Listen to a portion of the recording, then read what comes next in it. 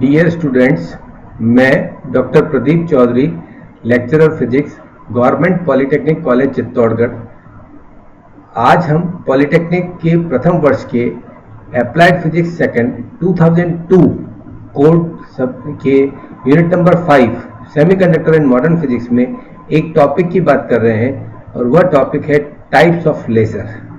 Last lecture में हमने laser के बारे में डिटेल जो है वो बेसिक जो चीज़ें थी वो देखी थी।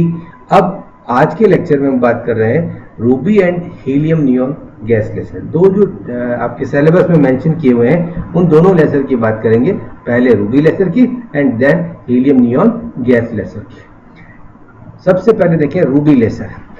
जो सबसे पहला सफर लेजर स्रोत का निर्माण हुआ था वो 1960 में हुआ था। मेमन नामक एक साइंटिस्ट था, उसने इसका निर्माण किया था। उसने उसमें रूबी क्रिस्टल काम में लिया था, इसलिए इसे रूबी लेजर कहते हैं। ये सॉलिड स्टेट लेजर है, ठोस अवस्था वाला लेजर है। इसमें जो हमारा एक्टिव मीडियम है वह ठोस होता है, इसलिए इसे सॉलिड स्टेट लेजर कहते हैं। रूबी लेजर के 3 पार्ट यहाँ पर हम देखेंगे: संरचना, कार्यविधि, एडवांटेज एंड डिफेक्ट्स, अर्थात लाभ एवं दोष, क्या उसके एडवांटेज हैं और क्या उसमें डिफेक्ट्स हैं, इनके बारे में भी हम बात करेंगे। हम पहले इसका रूबी लेजर का चित्र देख लें। ये रूबी लेजर का चित्र यहाँ पर रहेगा। यहाँ आपका एक्टिव मीडियम जो लेजर मीडियम है, जो कि रूबी क्रिस्टल जिसको हम बोलते हैं, वो रहेगा। ये फुली रिफ्लेक्टिंग मिरर है और ये पार्शियली रिफ्लेक्टिंग मिरर है। ये फ्लैश ट्यूब है। फ्लैश ट्यूब की सहायता से हम लोग क्या करेंगे, इस एक्टिव मीडियम को उत्तेजित करेंगे और फिर वह उत्तेजित प्रकाश यहाँ पर बहुपरावर्तन के कारण फुली रिफ्लेक्टिव मिरर और पार्शियली रिफ्लेक्टिव मिरर से बहुपरावर्तित होगा और फिर अंत में लेजर आउटपुट के रूप में इस पार्शियली रिफ्लेक्टिव मिरर से समय समय पर ये आउटपुट प्राप्त होगा लेजर प्रकाश किरण के रूप में। एक और चित्र इसका हम देख लें। इस प्रकार का चित्र होगा। ये आपकी रूबी क्रिस्टल है, ठीक है। ये पार्शियली सिल्वर्ड एंड है और ये फुली सिल्वर्ड है, ठीक है। अब यहाँ पर ये फ्लैश लैम्प जो इसके पास सर्कल, इस ट्यूब के आगे, इसके आगे एक ग्लास ट्यूब रखी हुई है और ग्लास ट्यूब के ऊपर एक सर्पिलाकार ये ट्यूब यहाँ पर रखी हुई है और इस सर्पिलाकार ट्यूब को पावर सोर्स से जोड़ा गया है और ये फ्लैश लैम्प है हमारा, जिससे कि एक्टिव मीडियम को हम एक्सेलरेट या उत्तेजित कर सकते हैं, ठीक है। यहाँ से हमें जो पार्शियली सिल्वर्ड एंड है उसी से हमको लेजर आउटपुट प्राप्त होगा। साथ में ये जो ग्लास ट्यूब है, इसकी हम यहाँ पर एक कूलिंग जो है सिस्टम यूज कर रहे हैं, जो कि समय समय पर यहाँ पर उत्पन्न ऊर्जा को जो है वो यहाँ से बाहर निकालेगा। कंस्ट्रक्शन, संरचना हम देखें। रूबी क्रिस्टल एल्यूमिनियम ऑक्साइड का क्रिस्टल होता है। इस क्रिस्टल में जो एल्यूमिनियम के स्थान पर कुछ क्रोमियम के आयन मिलाए जाते हैं। क्रोमियम के आयनों की जो मात्रा है वह लगभग 0.05% होती है और रूबी क्रिस्टल का जो रंग है वो गुलाबी होता है। यह गुलाबी रंग उसमें क्रोमियम आयनों के कारण होता है। लेजर में जो रूबी लेजर की हम बात करें तो उसमें रूबी क्रिस्टल जो है वह बेलनाकार छड़, सिलेंड्रिकल रॉड की फॉर्म में होगा, 5 सेंटीमीटर लंबा और 1 सेंटीमीटर व्यास का, ठीक है। वापस से अपन इसके चित्र को देख लें।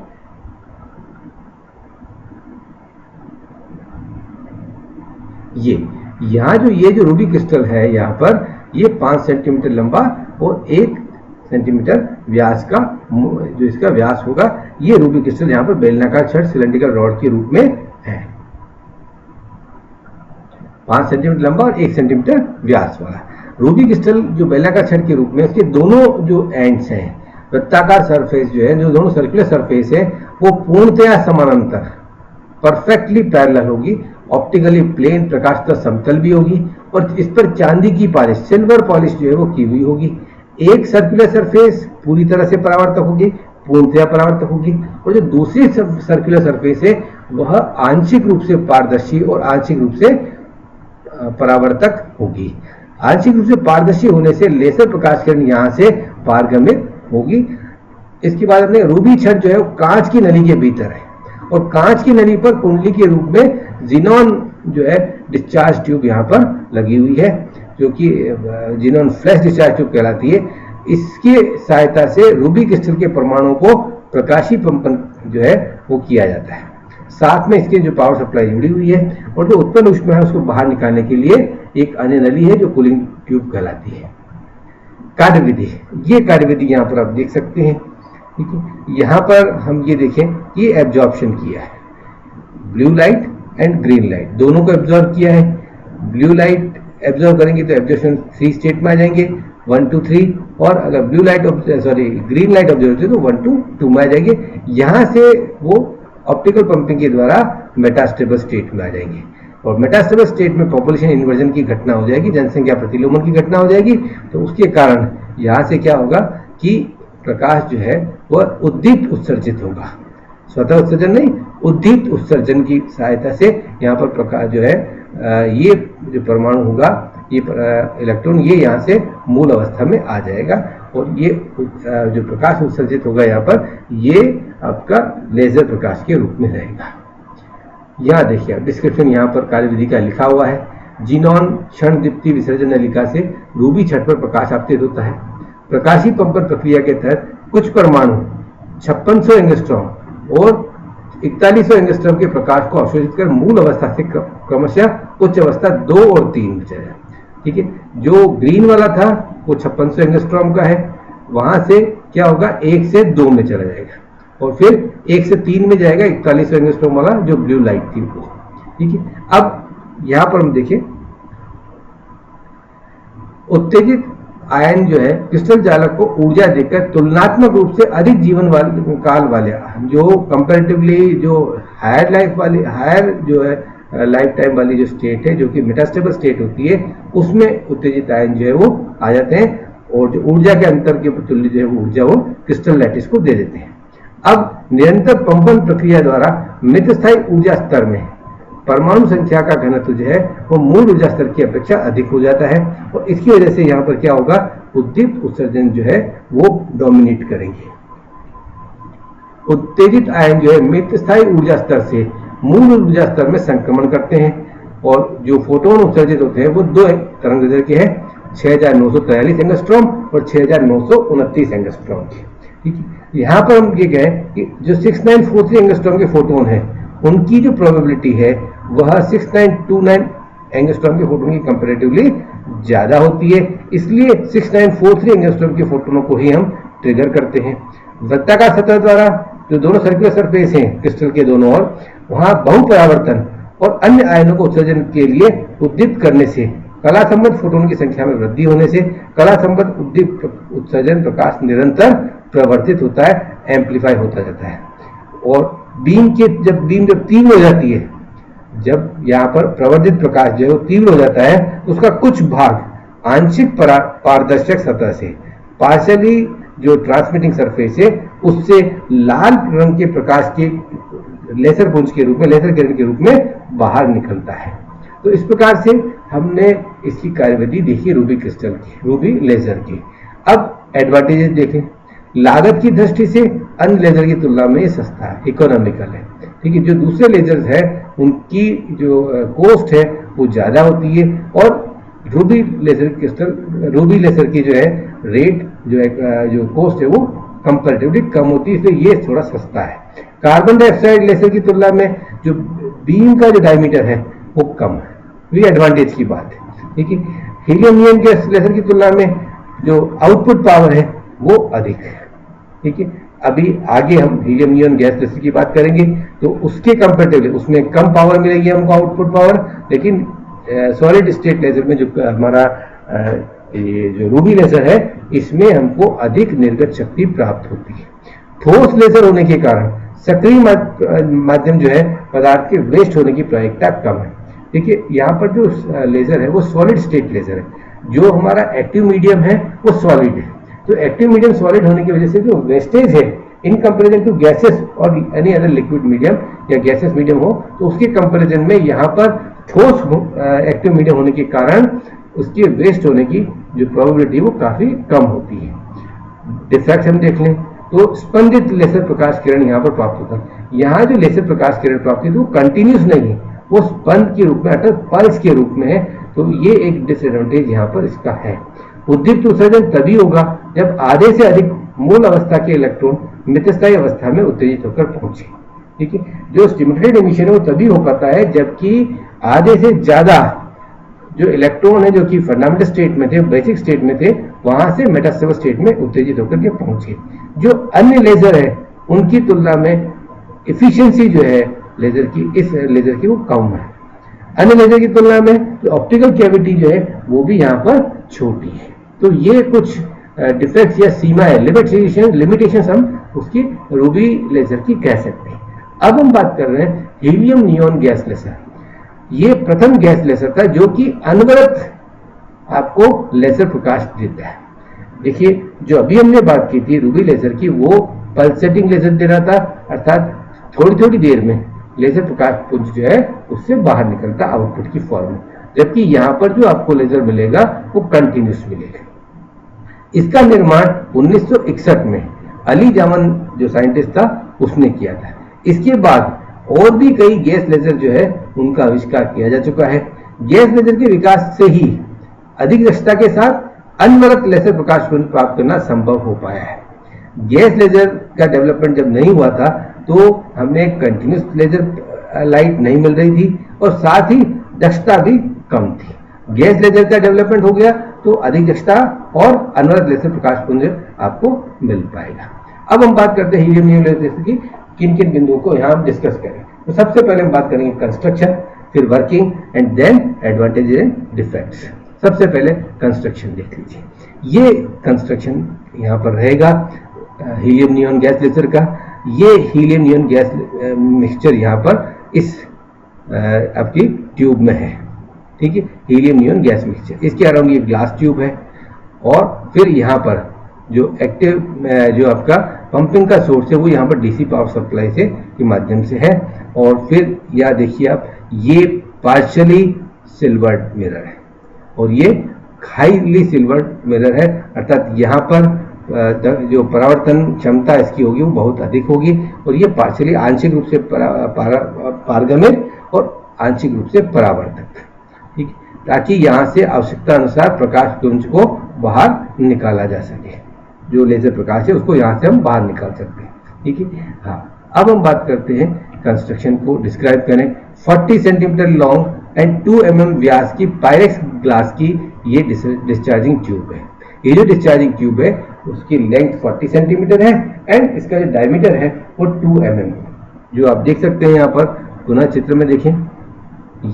ये जो रॉड है 40 सेंटीमीटर लॉन्ग है, ठीक है, और इसका डायमीटर जो है वो काफी कम है, लगभग 2 mm का। लेकिन ये जो विसर्जन नलिका है ये पायरेक्स ग्लास की है। हीलियम और नियॉन गैस का लगभग 10:1 का मिक्सचर। इसमें हीलियम नियॉन गैस मिक्सचर जो है हम यूज करते हैं और हीलियम नियॉन का जो रेशियो है वो 10:1 का है।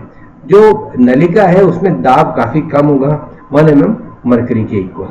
कांच की नलिका दो समांतर दर्पणों के मध्य रखी गई है। दोनों दर्पणों पर चांदी की पॉलिश है, लेकिन एक पार्शियली सिल्वर्ड है और दूसरी कंप्लीटली सिल्वर्ड। बाईं तरफ वाला दर्पण, लेफ्ट साइड वाला दर्पण आंशिक परावर्तक था, नोन एज आउटपुट कपलर, क्योंकि यहाँ से प्रकाश लेजर प्रकाश पुंज जो है वो बाहर निकलेगा। जबकि दाईं तरफ वाला राइट साइड में जो मिरर था वो आपका हाईली रिफ्लेक्टर है, अर्थात पूर्ण परावर्तक है।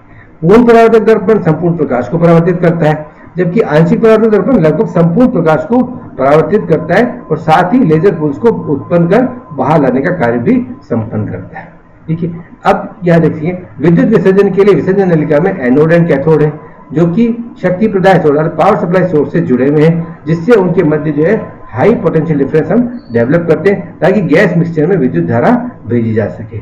यहाँ पर नियॉन जो परमाणु है वो एक्टिव मीडियम के रूप में काम करते हैं, जैसे रूबी क्रिस्टल में जो आपके क्रोमियम आयन थे, ठीक है। उसी प्रकार से यहाँ पर नियॉन परमाणु जो है वो एक्टिव मीडियम के रूप में काम करते हैं और हीलियम परमाणु जो है वो नियॉन परमाणु को उत्तेजित अवस्था में जाने के लिए सहायता प्रदान करते हैं।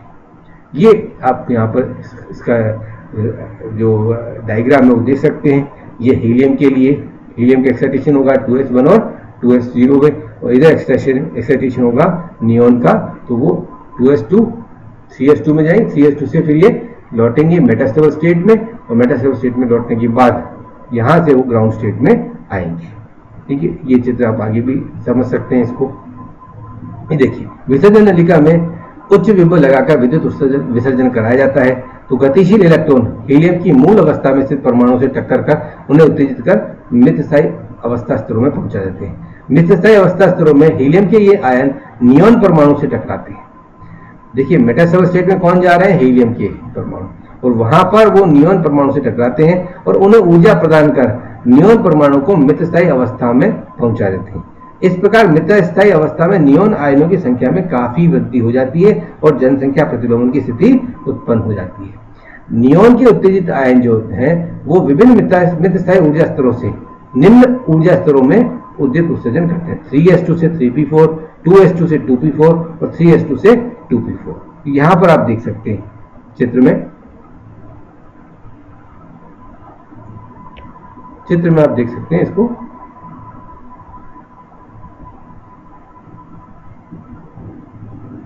ये देखिए 3s2 से 3p4, 3s2 से 2p4 और 2s2 से 2p4।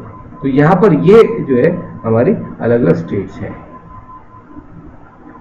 ये स्टेट्स आपको दे रखी है। यहां पर देखिए 3s2 से 3p4, 2s2 से 2p4 और 3s2 से 2p4 ये संक्रमण करेंगे। ये तरंगदैर्घ्य के प्रकाश यहाँ पर फोटोन उत्सर्जित होंगे। 33,900 एंगस्ट्रॉम, 11,500 एंगस्ट्रॉम और 6,328 एंगस्ट्रॉम के फोटोन यहाँ उत्सर्जित होंगे। लेकिन ये चीज ध्यान रखेंगे, ये जो दोनों फोटोन है 33,900 एंगस्ट्रॉम और 11,500 एंगस्ट्रॉम के, ये विजिबल रीजन में नहीं है। विजिबल रीजन जो है हमारा वो लगभग 4,000 एंगस्ट्रॉम से 7,500 एंगस्ट्रॉम के आसपास होता है। ये यहाँ पर केवल यही फोटोन जो है वो विजिबल रेंज में है। तो केवल 6,328 एंगस्ट्रॉम के फोटोन जो है वो दृश्य क्षेत्र में है। इससे इस लेजर स्रोत द्वारा उक्त लाल रंग का प्रकाश जो है वो निर्गत पुंज के रूप में प्राप्त होता है। हम केवल इसको ट्रिगर करेंगे 6328 एंगस्ट्रॉम को और बाकी को ट्रिगर नहीं करेंगे।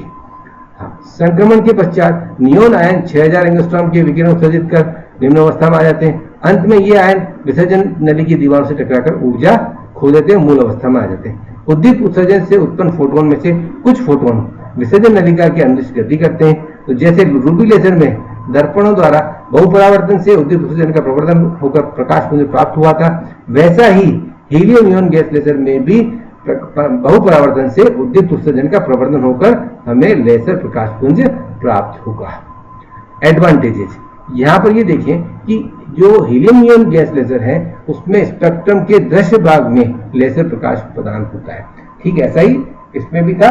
हमारे जो रूबी लेजर है उसमें भी यही चीज थी। लागत की दृष्टि से अन्य लेजर की तुलना में सस्ता है।